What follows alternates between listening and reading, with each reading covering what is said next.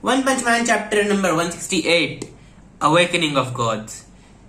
This was a pretty epic chapter, and let's just go to the highlight because everyone wants to talk about the highlight, the serious sneeze.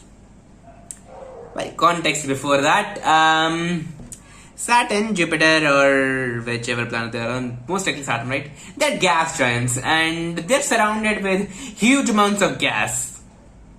Saitama is also, like, Saitama is a container for huge amount of gas. Jupiter is surrounded by a huge amount of gas.